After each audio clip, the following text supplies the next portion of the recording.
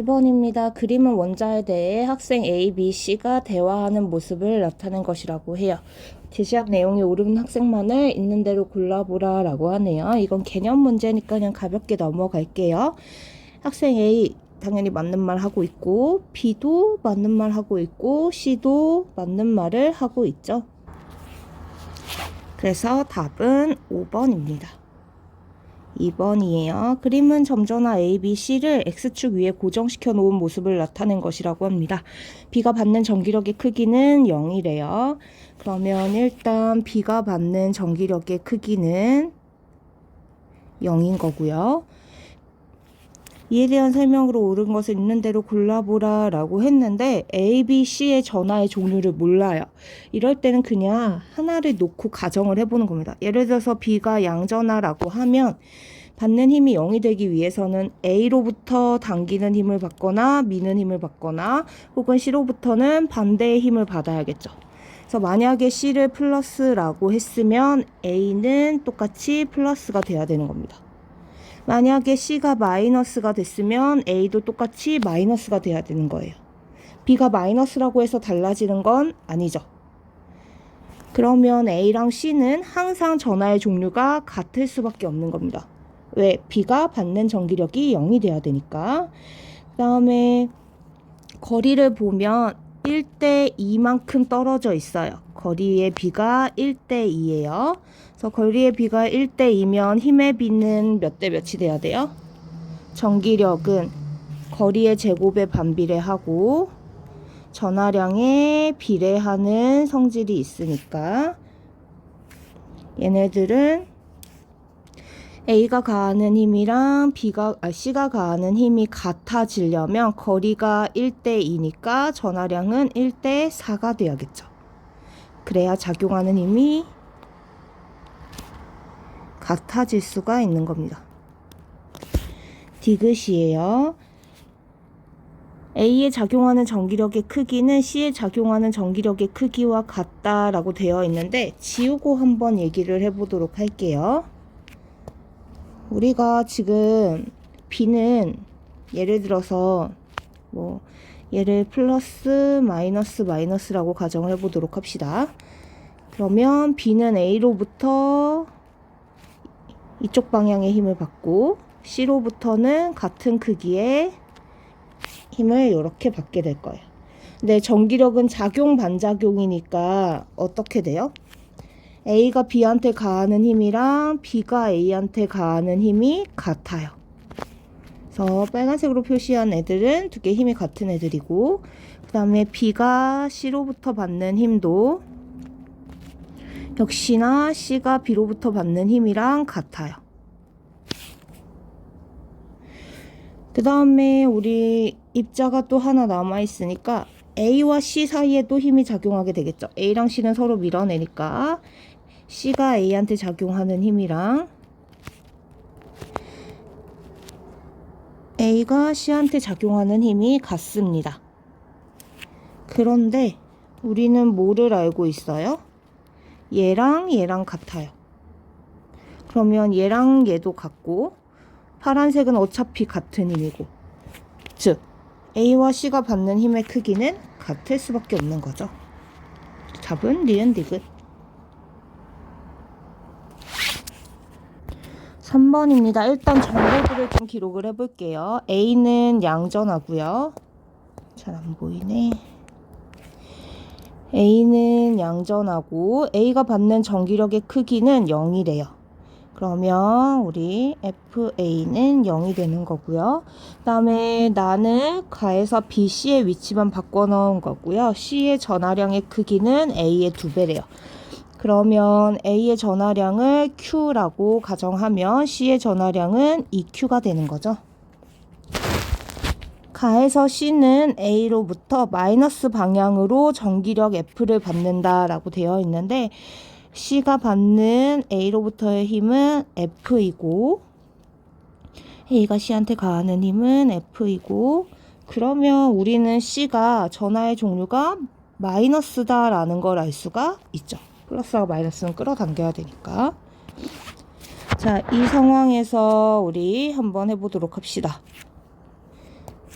A랑 C는 서로 끌어당기니까요. A랑 C가 서로 끌어당기면 당연히 C가 A한테 가하는 힘은 이렇게 될 거고, B는 반대 방향으로 힘을 가해야지만, B가 A한테 가하는 힘은 반대 방향이어야지만 A가 받는 전기력은 0이 되겠죠. 그러면 B의 전하의 종류는 플러스, 양전하가 될 수밖에 없습니다. 그러면 B와 C는 플러스와 마이너스니까 청력이 땡이 되는 거고요. 가에서 B에 작용하는 전기력의 방향과 C에 작용하는 전기력의 방향은 서로 반대이다 라고 했는데, 한번 알아보도록 합시다. 너무 쉽죠? 왜 쉬워요? A는 B를 밀어내고 C는 끌어당겨요. 그러면 B는 오른쪽으로 힘을 받고요. 그 다음에 C는 A, B로부터 왼쪽으로 끌어당겨지니까 당연히 R자 힘도 왼쪽. 그래서 서로 반대이다. 맞는 말. 디귿입니다. 나에서 A가 B로부터 받는 전기력의 크기를 물어봤어요. 자, C가 A로부터 받는 힘의 크기가 F였어요. 그럼 얘를 비율로 한번 표현해 보면, 요 힘은 거리는 ED만큼 떨어져 있으니까 2의 제곱분의 그다음에 전하량의 곱은 1 곱하기 2니까 2가 되는 거예요. 얼마? 2분의 1이 됩니다. 그럼 이제 A가 B로부터 받는 힘을 알아봐야겠죠. 그걸 알려면 B의 전하량을 알아야 되는데, 우리 B의 전하량 당연히 구할 수 있어요. 왜? 가에서 A가 받는 R자 힘이 얼마였어요? 0이었어요. 그럼 B가 가하는 힘과 A가 가하는 힘이 같았어야 됐는데, 거리의 B가 지금 거리의 B가 1대 2예요. 그러면 전하량의 B는 1대 4여야 되는 거죠. 즉 B는 2분의 1Q가 되는 겁니다. C의 4분의 1인 2분의 1Q가 되는 거예요. 그러면 얘는 2분의 1Q고 A는 그대로 Q예요. 거리는 2D만큼 떨어져 있습니다. 그러면 A가 B로부터 받는 힘은 얼마냐면, 거리 2의 제곱분의 2분의 1이죠. 얼마? 8분의 1. 즉 얼마가 돼야 돼요? 2분의 1F가 아니라 4분의 1F가 돼야겠죠? 답은 니은.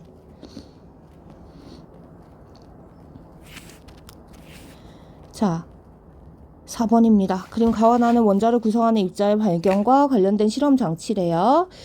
쟤는 음극에서 어떠한 입자가 나왔는데 얘가 플러스 쪽으로 휘어지고 있어요. 마이너스 전하를 띠는 어떠한 입자, 전자가 되는 거죠. 그 다음에 금박에 있는 금 원자핵과 부딪혀서 큰 각도로 튕겨나오는 알파 입자, 헬륨 원자핵입니다.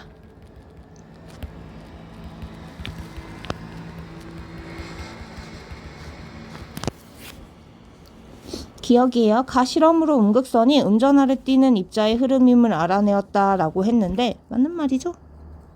플러스 전하 쪽으로 휘어지니까 음극을 띄어야 됩니다. 전하량의 크기는 가에서 발견된 입자와 나에서 발견된 입자보다 매우 크다라고 했는데, 전자 하나의 전하량과 양성자 하나의 전하량은 크기가 같아요. 그래서 전자는 지금 하나고 헬륨 원자핵은 양성자가 2개니까 당연히 매우 클 수 없죠. 디귿입니다. 나실험으로 원자가 양전하를 띠는 물질의 전자들이 골고루 박힌 구조임을 알게 되었다라고 했는데, 이 실험은 톰슨이 말한 요 내용을 반박하는 실험이 되어버렸죠. 러더퍼드 모형의 시작이 된 실험이니까 얘도 땡. 답은 1번. 그림은 보호의 원자 모형을 나타낸 것이라고 합니다. 이에 대한 설명을 옳은 것만을 보기에서 있는 대로 골라보래요. 기억이에요. 러더포드 모형의 문제점이 원자의 안정성을 설명할 수 있다. 네, 전자기 파탄을 설명했으니까 얘는 맞는 말이 되는 거고요. 그 다음에 니은이에요. 전자가 갖는 에너지는 양자수가 1인 상태가 3인 상태보다 크다라고 되어 있는데 땡이죠. 양자수가 증가할수록 에너지가 커집니다. 디귿이에요. 궤도 사이에는 전자가 존재할 수 없으며 에너지 준위는 연속적이다 라고 했는데 에너지 준위는 연속적이지 않습니다. 6번입니다. 그림 가에서 다는 백열등과 단일 원소 기체 방정관을 이용해서 관찰한 스펙트럼을 순서 없이 나타낸 것이라고 합니다. 이에 대한 설명으로 옳은 것만을 보기에서 있는 대로 골라보래요. 기억입니다. 가는 기체의 흡수 스펙트럼이다 라고 했는데 그림만 보면 일단 비교부터 해보도록 할게요. 연속 스펙트럼인 다가 백열등일 거고 그 다음에 얘네가 기체의 스펙트럼일 텐데 가 같은 경우에는 까만 바탕에 군데군데 밝은 불연속적인 빛이 보입니다. 이거는 기체에서 방출된 빛인 거죠. 그래서 흡수가 아니라 방출 스펙트럼인 거예요.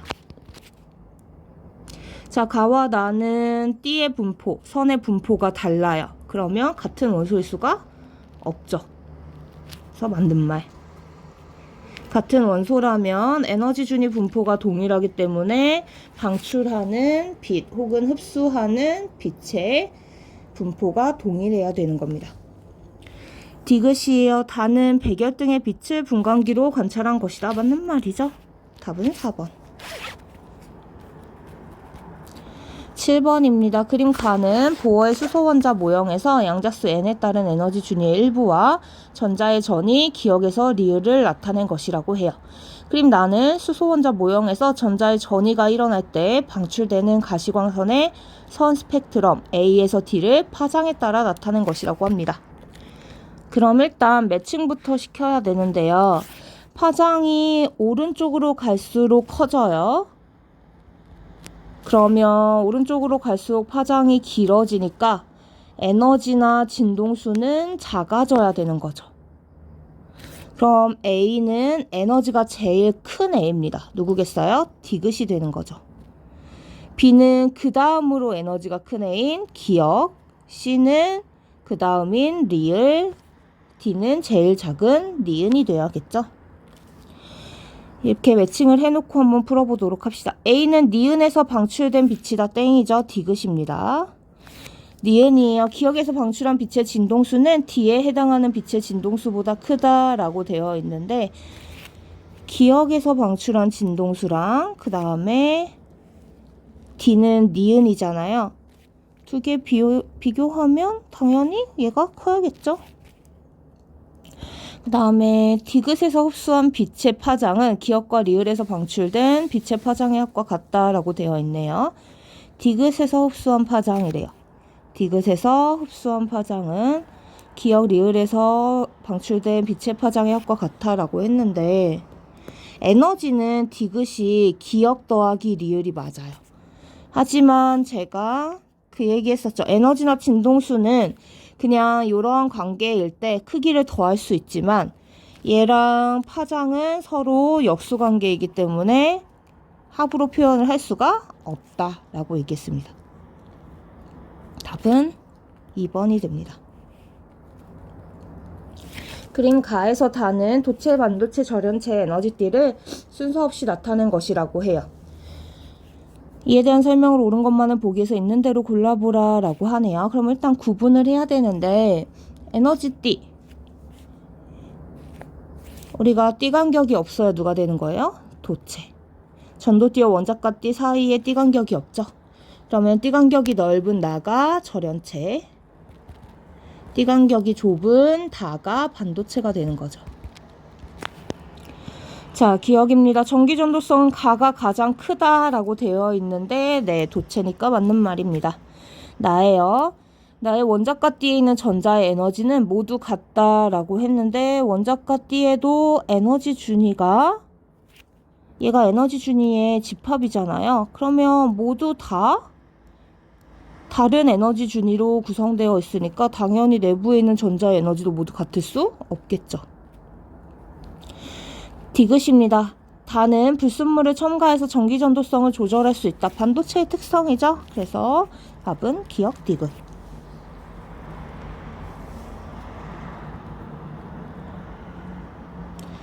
자, 9번입니다. 그림 가에서 단은 순수 반도체와 불순물 반도체의 에너지띠를 순서 없이 나타낸 것이라고 해요.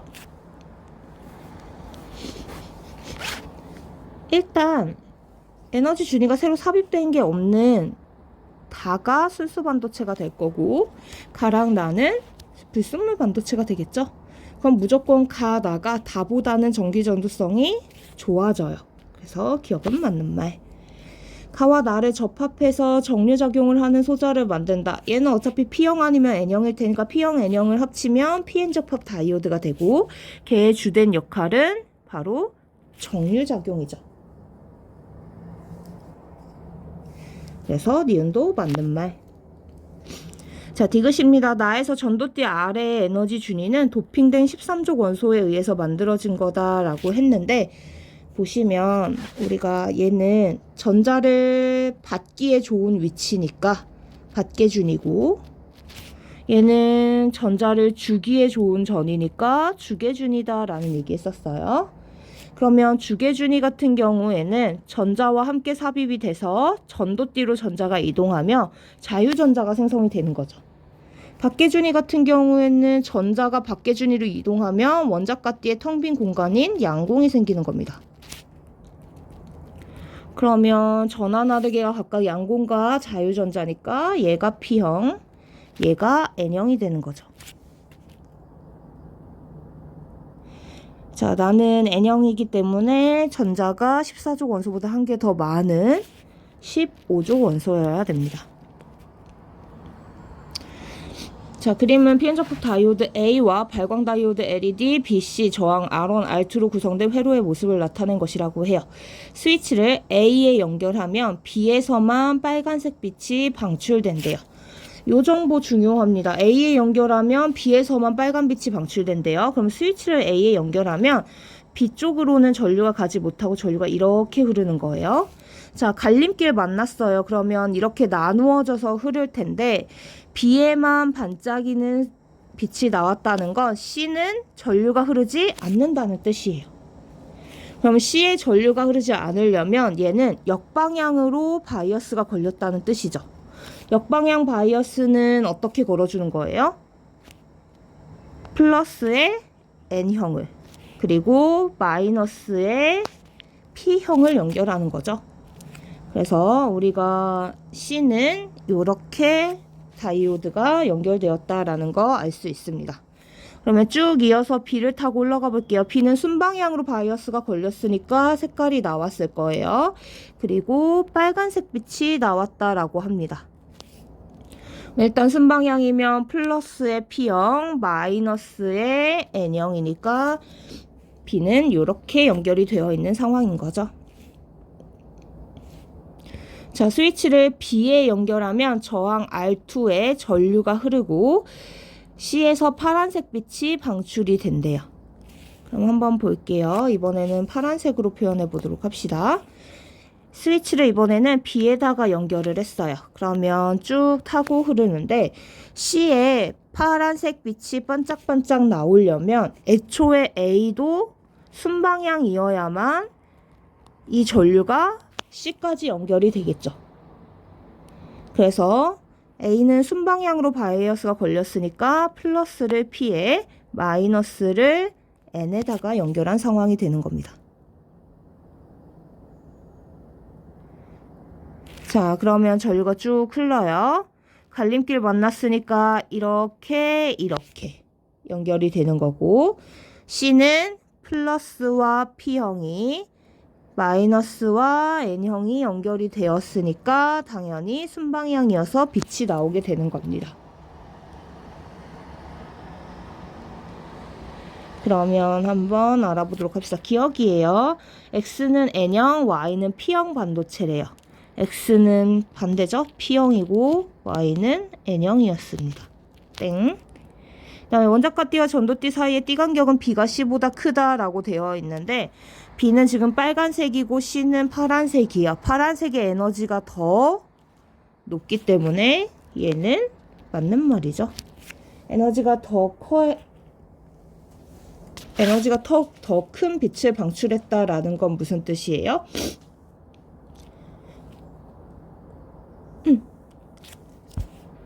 그만큼 띠간격이 넓다라는 뜻이 되는 거죠. 디귿입니다. 저항 R1에는 스위치를 A에 연결했을 때와 B에 연결했을 때 모두 전류가 흐른다라고 되어 있는데 일단 A에 연결했을 때 B 다이오드에 불이 들어왔다는 건 저항 R1에도 전류가 흐른다는 뜻이 되는 겁니다. 만약에 저항 R1에 전류가 흐르지 않으면 어딘가 차단이 된 거니까 회로를 타고 흐르는 전류가 중간에 막히게 되는 거죠.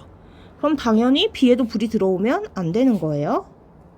그 다음에 스위치를 B에 연결했을 때 C 다이오드에 불이 들어왔잖아요.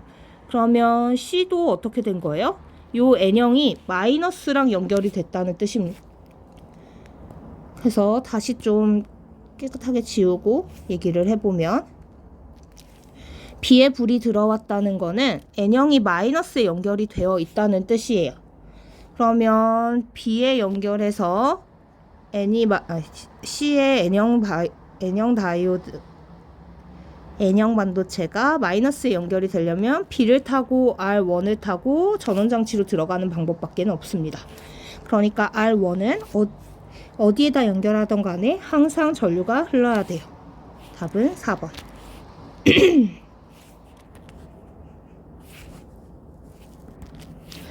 자, 다시 하도록 하겠습니다. 그림은 반시계 방향으로 일정한 세기의 전류 I가 흐르는 원형 도선과 무한히 긴 직선 도선이 X, Y 평면에 고정되어 있는 모습을 나타낸 것이라고 해요. 직선 도선의 X축상 위치는 이 R이고 원형 도선의 중심인 원점에서의 자기장의 세기가 0이래요. 그러면 원점에서의 자기장의 세기는 0이라고 표현을 해놓도록 할게요. 그 말인즉슨 원형도선과 직선도선이 만드는 자기장이 서로 상쇄된다는 뜻이거든요. 그러면 원형도선에 의한 자기장 방향부터 먼저 표현을 해보도록 합시다. 자, 오른손으로 내 손가락으로 전류의 방향 가리켜주면 엄지손가락이 자기장의 방향이죠. 그래서 원형도선에 의한 자기장은 중심에서 나오는 방향이에요. 그럼 당연히 직선도선이 만드는 자기장은 들어가는 방향이어야겠죠. 그래야 합성 자기장이 0이 되는 겁니다.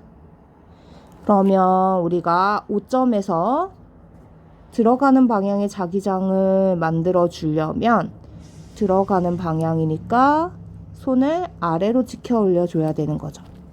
그래서 전류의 방향은 마이너스 Y 방향이 되는 거예요. 기억은 땡. 니은입니다. 직선도선을 3R 위치로 옮겨서 고정한대요. 그러면 직선도선이 원점으로부터 멀어지죠. 우리 자기장은 거리에는 반비례하고 전류에는 비례했었어요. 거리가 멀어지면 자기장이 약해집니다. 그러면 들어가는 방향이 약해지니까 당연히 원형도선에 의한 자기장이 우세해지면서 전체적인 R자 자기장은 수직으로 나오는 방향이 돼야겠죠. 디귿도 똑같은 말이에요. 원형도선에 흐르는 전류의 세기가 증가해요. 그럼 원형도선에 흐르는 전류의 세기가 증가했으니까 당연히 원형도선이 만드는 나오는 방향의 자기장이 우세할 테니 R자 자기장의 방향도 나오는 방향이 돼야 되는 겁니다. 4번이죠.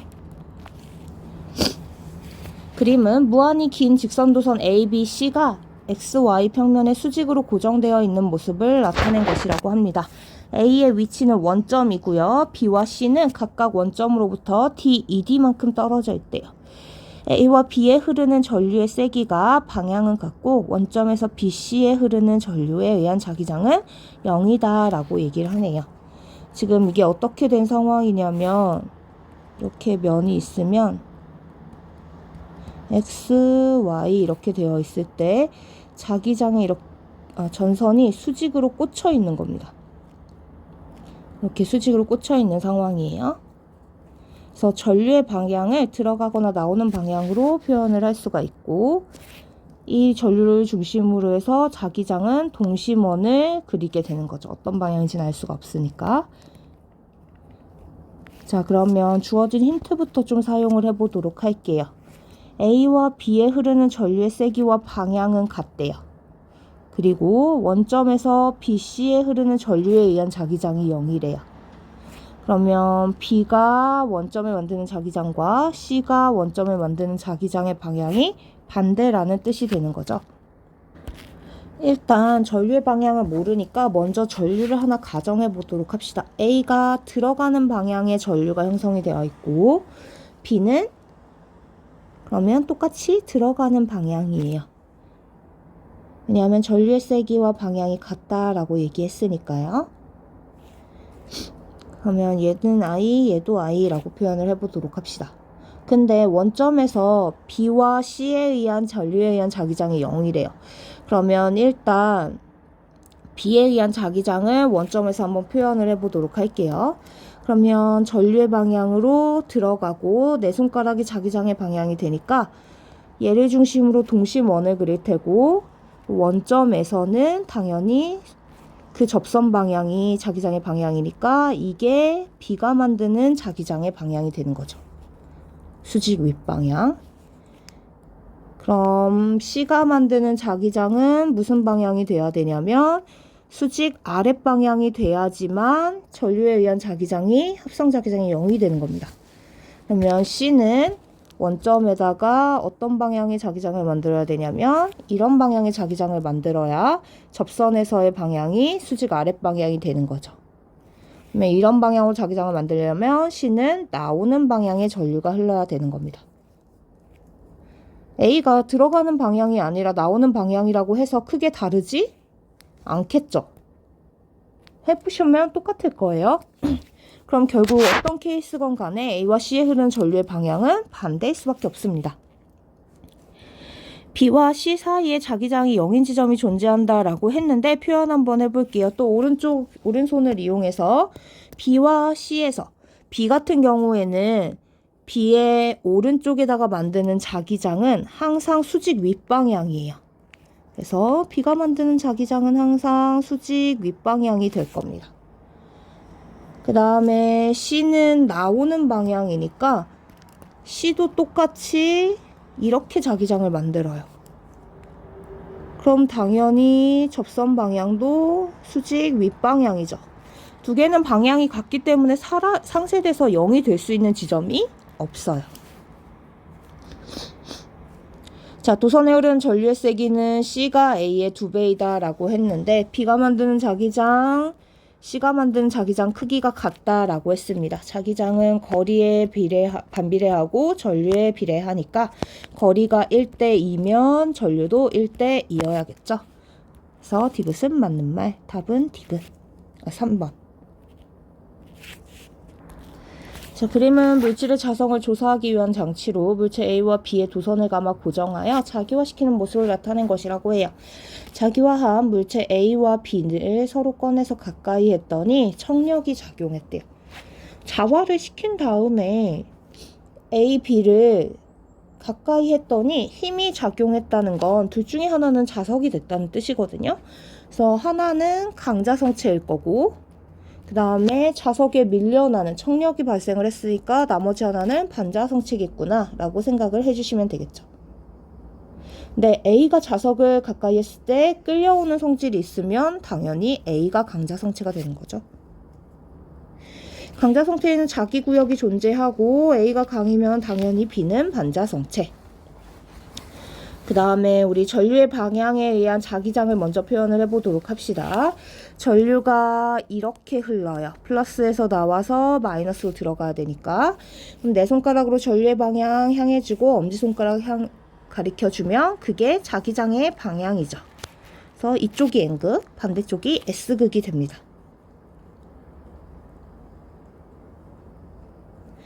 그러면 당연히 외부 자기장이랑 같은 방향으로 A는 자화가 돼야 되니까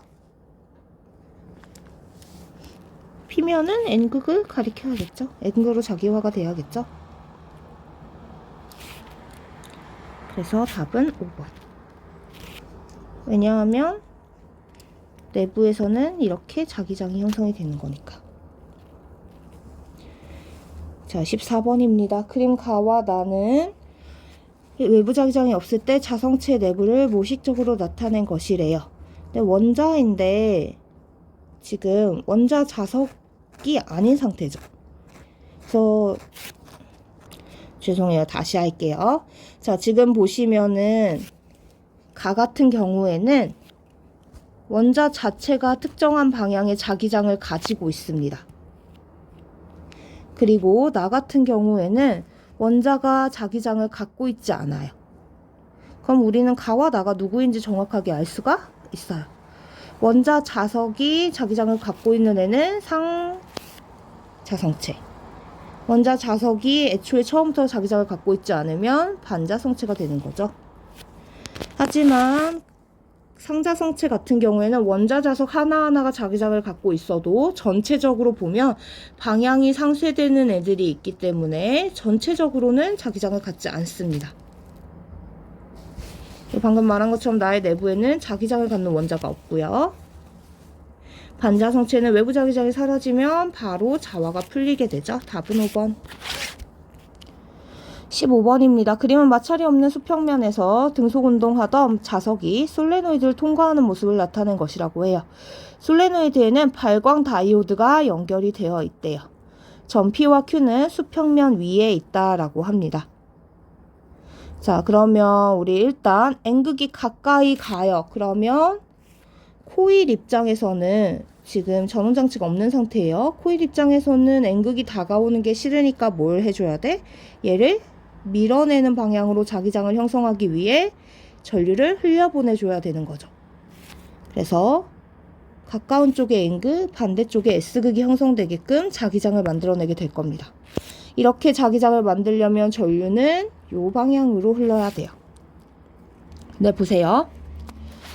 자기장을 만들어서 얘를 밀어내고 싶은 건데 지금 다이오드가 연결이 되어 있어요. 전류의 방향을 그대로 따라가면 이렇게 됩니다. 다이오드의 이런 모양의 뜻은 뭐예요? 오른쪽 방향 전류는 흘려보내지만 왼쪽으로 가는 건 막겠다라는 뜻이죠. 근데 지금 자석이 다가올 때 전류가 왼쪽으로 흐르니까 이 다이오드가 막아서 여기에는 전류가 형성이 될 수가 없습니다. 그럼 전류가 형성이 될 수가 없으니까 당연히 자기장도 만들어지지 않아요. 그러면 자석은 아무 힘도 받지 않고 그대로 통과하게 되겠죠. 그래서 속력을 유지하는 상태로 지나가게 될 겁니다. 하지만 빠져나갈 때를 한번 보도록 할게요. 빠져나갈 때는 S극이 멀어지기 때문에 이게 싫어서 반대쪽에 N극을 만들게 될 거예요. 그러면 당연히 전류의 방향이 반대가 될 거고, 그러면 이때는 전류가 흐르면서 얘를 끌어당기게 될 겁니다. 그러면 속력이 감소하게 되겠죠. 즉, P점을 지날 때가 항상 Q점을 지날 때보다 속력이 빨라야 되는 겁니다. 자, 그 다음에 니은이에요. 다이오드는 P점을 지날 때와 Q점을 지날 때 모두 빛이 방출되지 않죠. 왜? P점을 지날 때는 역방향이니까.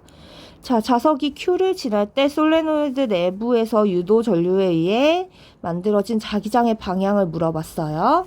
우리가 좀 지우고 해보도록 할게요.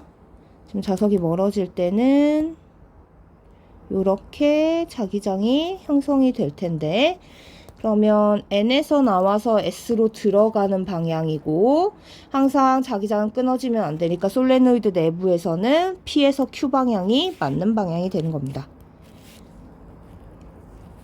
16번이에요. 그림은 하드디스크의 모습을 나타낸 것이라고 합니다. 이에 대한 설명으로 옳은 것을 있는 대로 골라보래요.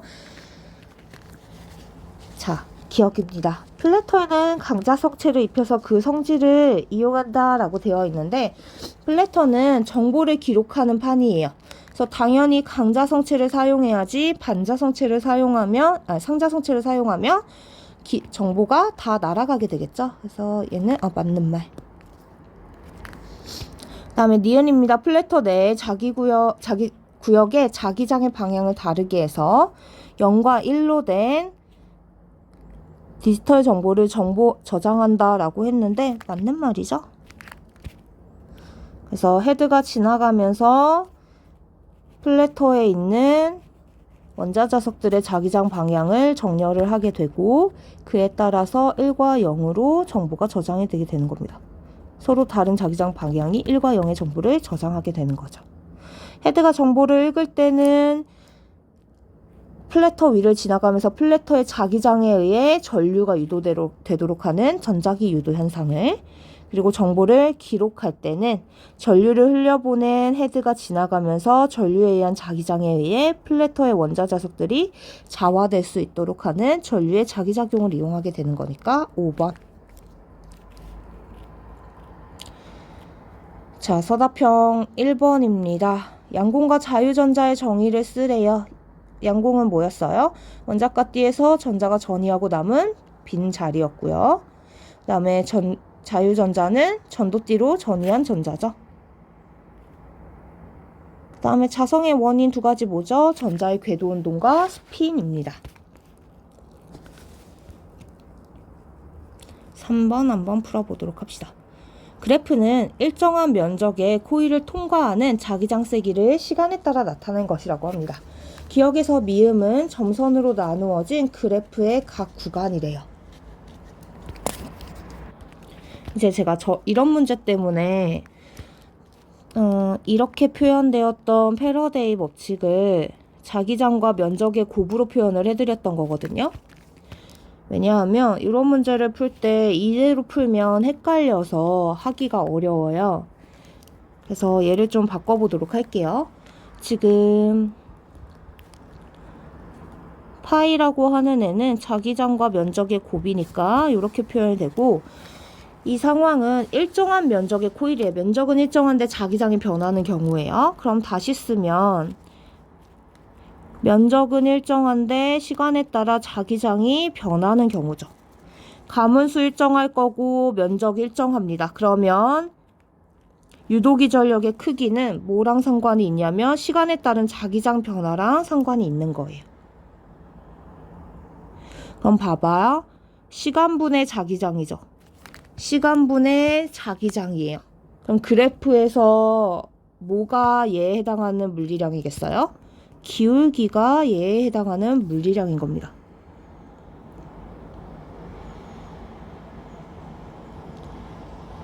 그러면 기울기가 크면 클수록 유도기 전력도 커지게 되겠죠.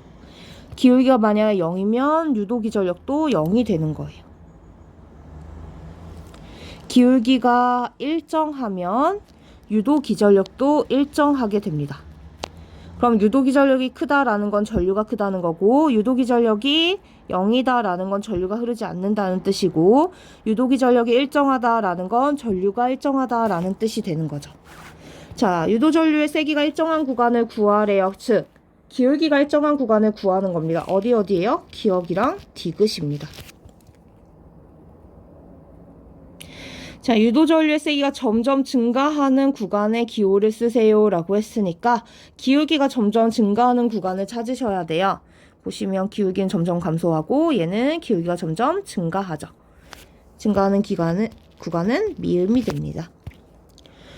3번이에요. 유도전류의 세기가 점점 감소하는 구간에 기호를 쓰래요. 누구예요? 리을이죠. 자, 4번입니다. 유도전류가 흐르지 않는 구간이에요. 기울기가 0인 누구예요? 니은이 되는 겁니다. 자, 4번입니다. 그림은 종이면에 수직으로 나오는 균일한 자기장 영역에서 저항 R이 연결된 평행한 두 도선을 종이면에 고정시키고 도선 위에 도체막대를 놓은 모습을 나타낸 것이라고 합니다. 그러면 지금 디귿자형 도선이랑 그리고 이 도체막대 때문에 일종의 코일이 형성이 된 상황입니다.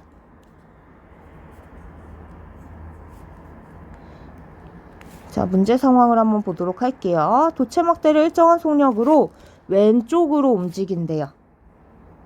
그러면 얘가 이렇게 움직이면서 코일의 면적이 점점 어떻게 돼요? 좁아져요. 얘를 통과하는 자기력선의 개수가 줄어들게 되겠죠. 그게 싫으니까 들어가는 방향 줄어드는 거 싫어서 무슨 방향으로 유도자기장을 만들어야겠어요? 들어가는 방향으로 유도자기장을 만들어야 되는 겁니다. 들어가는 방향으로 자기장을 만들기 위해서는 전류는 이렇게 흘러야 되는 거죠.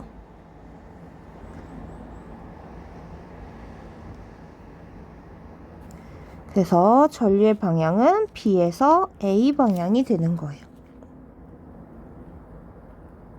자, 그러면 오른쪽으로 한번 움직여 볼게요. 우리는 당연히 B에서 A 방향이 될 거다라고 생각할 수 있지만 해보도록 합시다. 오른쪽으로 움직이면 면적이 증가합니다. 들어가는 미안해요. 다시 할게요. 제가 이거 들어가는 방향이랬죠. 다시 할게요. 미안해요.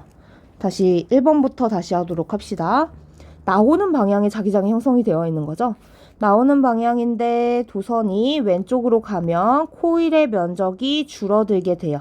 그래서 나오는 방향 자기장이 줄어드는 게 싫으니까 유도 자기장도 나오는 방향으로 만들어줘야 됩니다. 나오는 방향의 유도 자기장을 만들기 위해서는 코일의 전류가 무슨 방향으로 흘러야 돼요?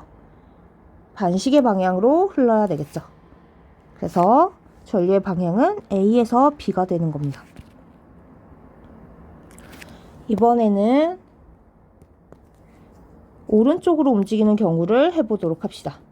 자, 도체 막대가 오른쪽으로 움직여요. 그러면 면적이 넓어집니다. 나오는 자기장이 갑자기 증가해요. 얘가 싫으니까 들어가는 방향 자기장으로 상쇄를 시켜줘야겠죠. 그래서 들어가는 방향의 자기장을 형성하려고 할 테고, 그러려면 전류의 방향은 시계 방향이 돼야 되는 겁니다. 쭉 따라서 흐르면 B에서 A 방향이 되는 거죠. 자, 아까 했던 요 얘기를 다시 끌고 올 거예요.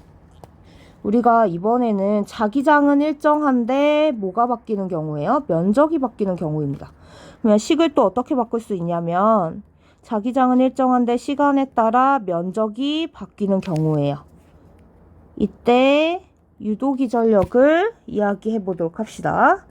자, 그러면 어차피 N이나 B는 정해져 있는 값이고 시간에 따라 면적이 증가하는 비율이 결국은 유도기전력을 결정짓게 되는 거죠. 그런데 세로의 길이는 이미 고정이 되어 있는 거고 막대가 움직이는 속도에 의해서 면적이 증가하는 속도가 결정지어지게 됩니다. 그럼 보세요. 막대가 움직이는 속도가 일정하면 시간에 따라 면적이 증가하는 비율도 일정해요. 그러면 우리 당연히 막대의 속력과 유도기전력의 관계는 무슨 관계예요? 비례 관계가 되는 거죠. 근데 유도기전력과 유도전류도 어떠니까? 비례 관계니까 당연히 막대의 속력이 빠르면 빠를수록 유도전류도 커지게 되는 겁니다. 그래서 막대의 속력이 증가할수록